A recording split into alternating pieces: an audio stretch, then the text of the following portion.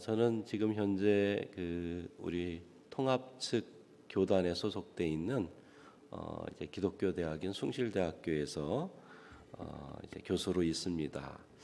2000년부터 제가 학교에서 강의를 해서 올해로 22년이 됐는데요. 그동안 교육하면서 한국 교회가 많이 이제 학교 현장에서 바뀌어가고 있구나라는 걸 느끼게 됩니다. 이유는 뭐냐면 한 20년 전만 하더라도 학교 입학생 가운데 기독교인이 한 30% 가까이 됐습니다. 그래서 이제 교육하는데 크게 어려움이 없었고 한 30% 정도가 따라오면 수업 시간에 따라오면 나머지는 그냥 같이 이렇게 묻어서 갈 수가 있거든요. 근데 시간이 조금 지나면서 숫자가 점차 줄어드는 거예요. 그래서 제가 볼 때 한 7%, 요즘에는 신입생이 입학하면 교회 다니는 아이들이 10%가 안 됩니다. 그만큼 요즘에 한국 교회가 새로운 세대에 대해서 이제 기독교 신자 수가 많이 줄어들었다. 그런 걸 느끼게 됩니다. 우리 기성세대에 많은 문제다 그런 생각을 하는데 열심히 우리가 미래 세대를 위해서 기도하고 그래야 된다 그런 생각을 갖습니다. 90%가 넘는 학생들이 비기독교인이다 보니까요. 설교를 하면 안 됩니다. 반발을 해요. 복음을 전도하고 그러면 내가 기독교 대학에 왔지만은 나의 신앙의 자유가 있고 그런데 안 믿을 자유가 있기 때문에 채플 같은 데서 설교를 하면 그걸 가지고 권익위원회에다 신고를 해요. 그래서 이 채플을 내가 들을 수가 없겠다. 그래서 학교가 많은 고민을 하고 있습니다. 심지어는 뭐 법원에다가 이제 제소를 해가지고 대법원까지 가서 이제 판결을 받는 경우가 있었는데 결과적으로는 이제 기독교 학교에 입학했으니까 채플은 의무로 듣는 것이다 이렇게 법원에서 판결을 해줘서 다행히 이제 학교가 교육은 계속하게 돼 있습니다.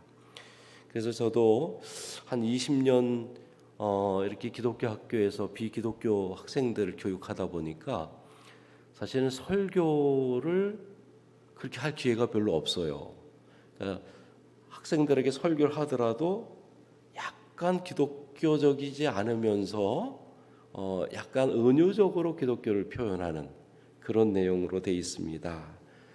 그래서 사실은 오늘 제가 설교하면서 많은 걱정을 하고 있습니다. 왜냐하면 우리 김승민 목사님 통해서 하나님의 말씀을 잘 여러분들이 그동안 들으셨는데 제 이야기를 들으면 저게 설교인가 그런 생각이 들으실 수가 있을 것 같아서 조금 걱정이 됩니다. 우리 정병준 목사님 같은 경우는 그래도 신학교에 계시거든요. 그래서 다 기독교인들이고 또 미래 목회자들을 배출하는 학교에 계시니까 설교하는데도 아마 저처럼 이렇게 고민은 덜 하실 것 같아요. 그래서 저는 제가 학생들에게 강의하던 식으로 한번 여러분들에게 말씀을 드리려고 합니다. 요즘에 코로나 팬데믹이 이제 다 끝나가고 있는데요. 이 시기가 문명사적으로 굉장한 전환의 시대다 이렇게 사람들이 이야기를 하죠. 그런데 이렇게 비대면으로 사람들을 만나지 않아도 이제 사회생활을 하는 이런 시대가 사실은 2016년에 스위스 다보스에서 있었던 세계 경제인 포럼에서 소위 제4차 산업혁명이라는 이야기가 처음으로 등장하면서 본격화되기 시작을 합니다. 우리가 보통 뭐 산업혁명 그러면 1760년대 영국에서 증기기관차를 만들면서 시작된 걸로 우리가 알고 있습니다. 그게 제1차 산업혁명이고요. 2차 산업혁명은 우리가 늘 쓰는 전기를 이제 19세기 말에 에디슨이 발명한 것이죠. 그리고 3차 산업혁명은 1960년대 컴퓨터가 처음으로 만들어진 걸 3차 산업혁명이다 이렇게 이야기합니다. 그런데 이 컴퓨터가 굉장히 급속도로 발전하면서 2016년에 와서는 이제 4차 산업혁명의 시대가 도래했다 그렇게 이야기를 합니다. 이 4차 산업혁명은요 기본적으로는 이 컴퓨터 기술에다가 우리가 물리학 기술이라는 게 있습니다. 그거에다가 그 다음에 이제 디지털 기술 이런 것들 합쳐져 가지고 이제 하나의 지능 정보화 사회를 이루는 것을 이제 4차 산업혁명이다 이렇게 이야기합니다. 그래서 요즘에 이제 주로 4차 산업혁명 때 많이 이야기되는 게 인공지능이죠. 그래서 로봇가 많은 정보를 수집하게 되면 스스로 이제 판단을 하는 능력까지 생기게 되는 거예요. 그래서 이게 점점 발전이 되게 되면은 혹시 사람처럼 이렇게 스스로 생각하는 존재가 되지 않을까 그런 이제 염려들을 요즘에 하고 있어요. 이게 4차 산업혁명의 특징 가운데 하나입니다. 그리고 모든 사물에다가 반도체 칩을 다 삽입시켜 가지고 모든 사물들이 다 연결되는 거예요. 그래서 인터넷과 사물이 연결돼 가지고 사물 인터넷이 이제 만들어지게 되고 그리고 컴퓨터에 수많은 정보들이 이제 수집이 돼 가지고 소위 빅데이터가 만들어져 가지고 이제 그것들을 이제 자율주행 자동차 뭐 이런 것이 이제 이용하는 그런 사회가 이 4차 산업혁명의 시대다 이렇게 이야기할 수가 있습니다. 자, 그런데 이 4차 산업혁명이요 지금까지와는 다른 굉장한 문명사적 그런 변화를 가져오게 되는데 특히 생물학이 발전하면서 인간이 그동안 우리가 생각하고 있던 그 인간 개념과 다른 류의 인간들이 나타나기 시작한 거예요. 그래서 예를 들어서 과거에는 생명체가 탄생하려면 여성의 난자와 남성의 정자가 수정을 해서 이제 배아 상태 수정란이 배아 세포가 돼 가지고 그게 이제 태아로 발전하는 건데요. 난자 상태에 있는 그 여성의 난자만 가지고 우리의 정자가 아닌 체세포, 그러니까 근육의 한 부분을 떼어가지고서는 세포를 떼어서 거기다가 난자에다 집어넣고 전기 충격을 가하면 그게 배아 세포가 됩니다. 그래서 저하고 똑같은 사람이 탄생하는 거예요. 그래서 그렇게 됐을 경우에 이게 나하고 어떤 사람이냐, 내 자녀가 아니거든요. 그래서 사람까지는 아직 안 했지만은 둘리라고 하는 이제 그 양인가요? 이거를 이미 복제해 가지고 몇백일 동안 키운 적이 있습니다. 영국에서. 이게 생명공학이 막 발전하면서 인간이 어떤 존재냐 그런 이제 고민까지 하는 시대가 된 겁니다. 뿐만 아니라 이제 유전자 공학 중에 인간 게놈 지도라 그래가지고 염색체가 이제 다 분석이 됐어요. 그래서 우리가 유전자로 인해서 병이 이제 부모로부터 유전이 되면 그 유전병, 예를 들어서 암에 걸린다고 하면은 그 유전병 염색체를 미리 제거해 버리는 거예요. 그러면 내 자녀는 그 병에 안 걸리는 거예요. 그래서 소위 맞춤형 아기가 태어나는 그런 시대에 우리가 살아가고 있습니다.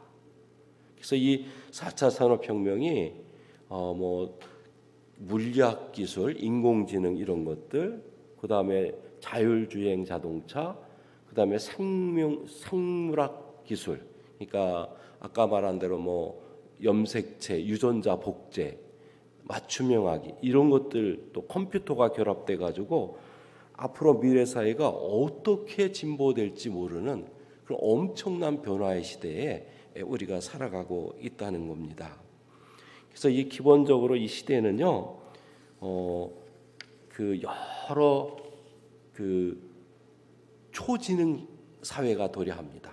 그러니까 수많은 인터넷의 컴퓨터들이 하나로 막 집약이 돼가지고요, 정보들이 막 발전돼가지고 엄청난 초지능 사회가 도래하게 돼요. 그 다음에 이제 사람하고 사물하고도 막 연결되고요, 사람과 사람하고도 연결되고, 그래서 초연결 사회, 이런 사회가 미래 사회가 되는 것이죠. 저도 요즘에 학교에서 이렇게 학생들 가르치다 보면 아무래도 저도 이제 60대가 거의 다 돼가지고 컴퓨터에 능수능란하지 않거든요. 근데 이 학생들은요, 컴퓨터 세대이기 때문에 MZ 세대라고 하지 않습니까? 그러니까 태어날 때부터 스마트폰을 어렸을 때부터 쓰면서 시작한 세대예요. 그래서 이 친구들은 컴퓨터를 하면서 멀티태스킹이라 그래가지고 강의도 듣고 다른 일들을 막 하는 거예요. 옛날 같으면 수업 시간에 야, 너 수업에 집중해야지, 그거 듣지 마, 이럴 수가 있는데 지금은 그렇게 얘기하면 안 돼요. 내버려 둡니다. 그래서 요즘 시대는 이렇게 이제 초연결 사회, 여러 가지 초지능 사회, 이런 사회가 됐다는 거죠. 그래서 이제 상당히 기술 혁신이 이루어지면서 이제 장점은 뭐냐면 생산성이 굉장히 향상되죠. 전부 다 로봇가 해주니까. 과거에 사람이 하던 걸 다 로봇 기술들이 다 대신해 줍니다. 그러다 보니까 이제 기계화되고 그러니까 생산성이 향상되고 물질적으로 풍요해져요. 그리고 생활도 편리해져요. 그러나 사실은 많은 부분에 있어서 또 문제점도 노출하게 되는데요. 기술이 너무 발달하다 보니까 가장 심각한 문제가 뭐냐면 사람이 할 일을 기계가 다 대신해 준다는 겁니다. 그래서 지금 과거에는 육체 노동을 기계가 좀 대신했는데 그나마 정신 노동은 기계가 못하니까 사람이 했는데요. 이제는 정신 노동까지도 전부 인공지능이 다 하는 시대가 돼가지고 가장 심각한 문제는 뭐냐면 대량 실업의 사태가 생기게 되는 겁니다. 이제 사람들이 필요 없어요. 심지어는 과거에 편의점에 가면 알바생들이 다 있지 않았습니까? 근데 알바생이 필요가 없어요. 키오스크라 그래가지고 자동으로 판매하는 기계가 다 있는 거예요. 그러니까 사람들이 이제 직장을 다 상실하고 소수의 창조적 지식인들, 그것도 공학 계열의 사람들, 컴퓨터를 전공한 사람들, 이런 사람만 생존하는 시대가 머지않아 도래한다는 거예요. 그러니까 문과 공부를 한 사람들은 다 없어지는 거예요. 심지어는 공인회계사, 번역하는 사람들, 이것도 다 컴퓨터가 해주기 때문에 이런 직업을 가진 사람들이 전부 다 사라지게 되는 겁니다. 그래서 대부분의 사람들이 기본 소득만으로 생활하는 그런 시대가 이제 도래하기가 쉽게 됐다는 거죠. 노동에 대한 보상이 주어지지 않고 노동할 일도 별로 없고 사회가 굉장히 불안정한 그런 사회가 될 확률이 굉장히 높습니다. 그러다 보니까 이제 사람들이 노동을 통해서 자기 자아를 실현하고 인생의 의미를 느끼고 그래야 되는 건데 그게 없어지면 인간성 자체가 소외되는 거예요. 노동으로부터 인간이 소외되는 거예요. 그래서 피폐한 삶을 살아가는 사람들이 엄청 많아질 수밖에 없다. 그래서 분노 사회, 사람과 사람이 불신하는 사회, 그리고 정치적으로 불만이 막 표출되는 사회가 앞으로는 더 심화될 확률이 굉장히 많다는 거예요. 그래서 이제 앞으로 지금도 그렇지만 많은 사람들이 경제로 인해서 굉장한 고통을 당하는 시대가 도래할 수밖에 없다는 거예요. 지금도 사실 전 세계에요, 부자 1%가 가지고 있는 부가 전 세계 99%가 가지고 있는 부와 맞먹 똑같대요. 1%의 인구가 가지고 있는 재산과 전 세계 99%가 가지고 있는 재산이 똑같은데 더 황당한 것은 뭐냐면 전 세계의 100명이 가지고 있는 부가요. 하위 50%가 가지고 있는 부와 같다는 거예요. 여러분 얼마 전에 사우디아라비아의 왕세자가 오지 않았습니까? 빈살만이라고. 그럼 빈살만은 잘못된 이름이래요. 아버지가 살만이고 빈은 아들이라는 뜻이래요. 원래는 무함마드래요. 우리나라만 빈살만이라 그러는데 외국에 나가면 다 무함메드 이렇게 왕세자 이러는데 그 잘못 부르니까 살만의 아들이라고 이렇게 언론에서 얘기하는데 그 틀린 거예요. 근데 이 빈살만 왕세자가 2,800조를 가지고 있어요. 혼자 재산이. 그러니까 우리나라 1년 예산이 600조거든요. 근데 혼자 2,800조 가지고 있는데 그런 사람 100명이 모아놓은 재산을 보니까 전 세계 인구의 50%가 가지고 있는 거하고 같다는 거예요. 그러니까 엄청난 양극화, 빈부격차의 시대가 오늘날의 시대다. 그래서 이런 시대 속에 우리가 살아가고 있는데 우리나라 안에도 보면 이미 1대 99의 사회가 도래했다는 거예요. 그래서 과거에 중산층이 많았지만은 이제는 소수의 상류층. 지금 우리 옛날에는 상류층이라는 용어가 우리나라에 없었어요. 근데 요즘엔 상류층이라는 용어가 공공연히 쓰입니다. 그리고 다수의 중산층이 아니라 서민으로 양극화가 됐어요. 그래서 이제 많은 사람들이 나도 이 1%에 해당되는 상류층에 어떻게 들어갈 수 없을까? 그래서 갖은 방법을 쓰는데 수단 방법을 가리지 않고 우리나라는 아파트 부동산 투기로 1%에 들어가려고 애쓰는 겁니다. 노동해가지고는 도저히 1%가 될 수가 없어요. 그러니까 결국은 부동산 투기하는 거예요. 제가 얼마 전 뉴스에 들어보니까 한 사람이 갭 투자로 500채의 아파트를 가지고 있더라고요. 이게 김포 사람이더라고요. 제가 김포에 사는데 김포에 그렇게 부자가 있나 싶었는데 이 사람이 처음에는 뭐 몇 채 가지고 있다가 막 그 은행에서 대출받고 대출해가지고 500채가 넘었는데 문제가 터져버렸어요. 세입자들에게 돈을 제대로 못 주는 거예요. 그래서 문제가 터졌는데 500채를 가지고 있는 사람. 그러니까 1%가 되려고 이런 욕망에 사로잡혀서 다른 사람을 이제 희생시키는 거죠. 근데 일반인만이 아니라 20대, 30대도요, 대학생들도 주식 투자합니다. 요즘에. 그래서 갭 투자, 영끌이라는 용어 사용하지 않습니까? 영혼을 끌어모아 가지고 대출을 받아 가지고 주식 투자하다가 요즘에 주식이 이제 하락하니까 이제 어려움을 당하는 사람이 굉장히 많아요. 그래서 이런 시대에 우리가 살아가고 있기 때문에 우리 기독교인으로서 이 경제에 대해서 관념을 잘 가져야 된다. 그런 얘기입니다. 오늘 본문 말씀에 보면요. 바로 부자 청년 이야기가 나옵니다. 그러니까 부자 청년이 예수님에게 물어보는 거죠. 어떻게 하면 영생을 얻을 수 있습니까? 그랬더니 예수님께서 이제 10계명의 말씀을 하시면서 이 계명들을 내가 다 지켰냐? 그랬더니 다 지켰습니다. 그러는 거예요. 그랬더니 그러면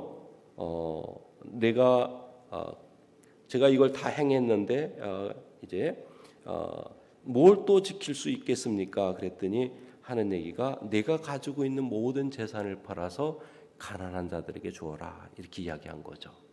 근데 이 이야기를 듣고 이 부자 청년이 고민하다 결국은 예수님을 떠나가게 되는 거예요. 그 청년은 구원을 받기 위해서 예수님께 물어본 거거든요.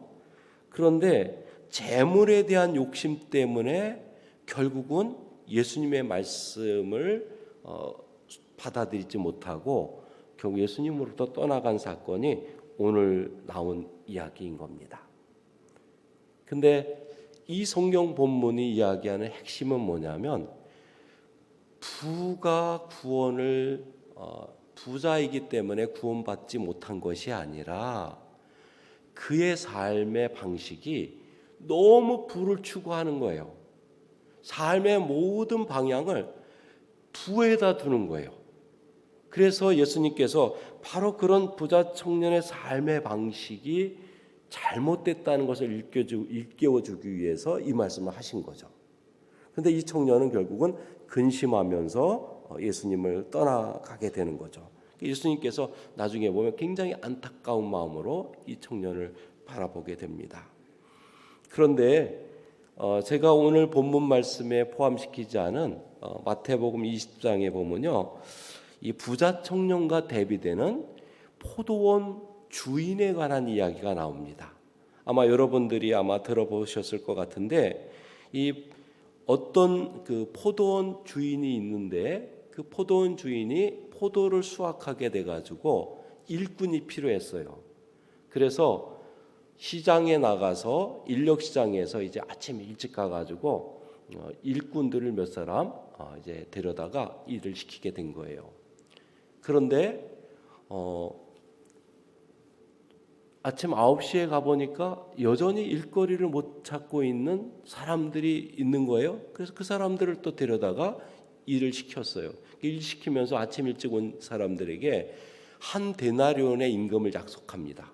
한 데나리온은 하루치 임금이에요. 유대인들에게 있어서 하루 열심히 노동하면 하루치 임금으로 한 데나리온을 주는 거예요. 그러니까 요즘 우리나라로 보면 한 10만 원 정도의 임금 정도 된 것 같아요. 근데 이 포도원 주인이 12시에 가봐도 똑같이 일거리를 못 찾아서 빈둥거리는 사람이 있는 거예요. 그 사람들도 또 데려다가 포도원에서 일을 하도록 하고 3시에 또 나가봤더니 또 일거리를 못 찾는 사람이 있는 거예요. 그 사람을 또 이제 일꾼으로 데리고 온 거죠. 심지어는 6시까지 일하는데 5시에도 나가보니까 일거리를 못 찾고 있는 사람이 있는 거예요. 그래서 그 사람을 데려다가 일을 1시간 동안 시켰는데 이제 주인이 그 자기 이제 하인을 시켜가지고 품꾼들에게 돈을 주게 됩니다. 근데 맨 마지막에 온 사람 5시에 온 사람에게도 한 데나리온을 주게 되는 겁니다.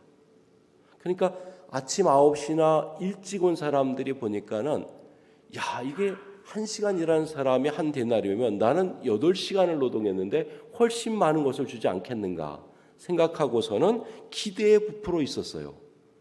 그런데 3시에 온 사람에게도 한 데나리온을 주고 12시에 온 사람, 심지어는 아침 일찍 온 사람에게도 한 데나리온밖에 안 주는 거예요. 그래서 이제 불평이 아침 일찍 온 사람이 생겼겠죠. 그래서 주인에게 이야기한 겁니다. 어떻게 8시간 일한 사람과 1시간 일한 사람을 동일하게 생각하느냐. 그랬더니 그 주인이 하는 얘기가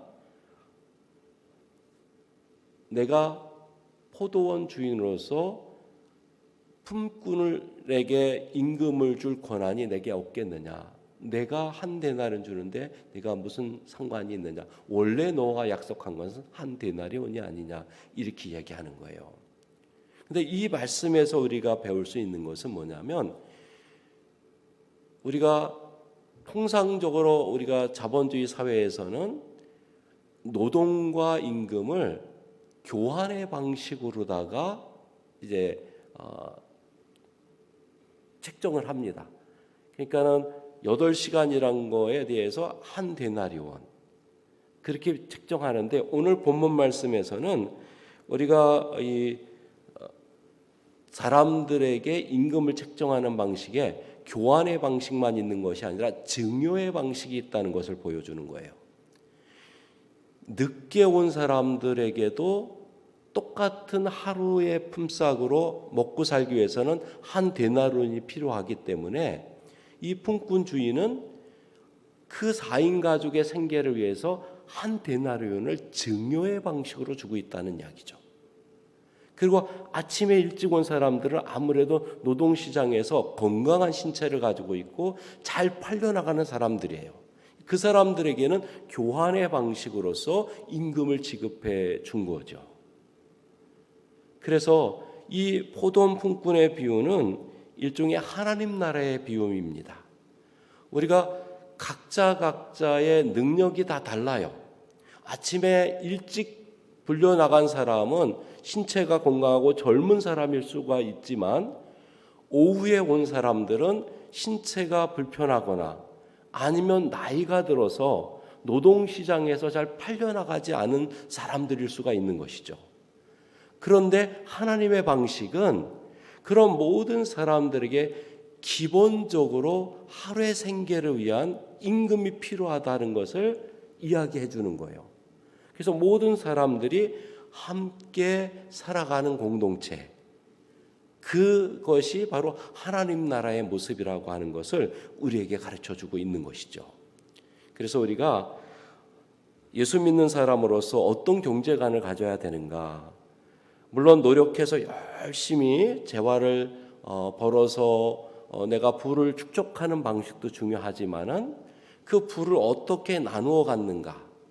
어떻게 가난하고 어려운 사람들과 함께 더불어 살아가는가? 이런 것이 우리가 가져야 될 가장 중요한 가치관이라는 것을 오늘 이 품꾼의 비유에서 우리에게 가르쳐주고 있다는 사실이죠. 우리가 현대 사회가 경제적으로 너무 부자와 가난한 사람들이 빈부격차가 너무 심한 사회에 우리가 살아가고 있습니다. 그러나 교회 공동체만은 그런 사람들이 함께 어우러져서 함께 나누고 서로의 삶을 공유하는 그런 공동체가 되어야 된다는 거예요. 그래서 그것이 바로 우리의 보화를 하늘에 쌓아놓는 것이다. 그렇게 말할 수가 있습니다. 그래서 예수님께서도 보화를 땅에 쌓지 말고 하늘에 쌓아두리라라는 말씀은 바로 가난하고 어려운 이웃에게 우리의 물질을 함께 나누는 그런 삶의 자세로 우리가 살아가라. 그런 말씀을 우리에게 가르쳐주고 있는 것이죠. 오늘 이 마가복음 10장 17절에서 27절에 나와 있는 이 부자 청년은요, 부에 대한 집착이 예수님의 말씀을 받아들이지 못하는 그런 결과를 가져오게 된 것이죠. 우리가 이 부자 청년처럼 살아가는 것이 아니라 포도원 주인처럼 우리가 가지고 있는 것을 함께 나누면서 살아가는 그런 공동체적인 그런 사람이 되기를 우리가 기도하면서 살아가야 될 것 같습니다.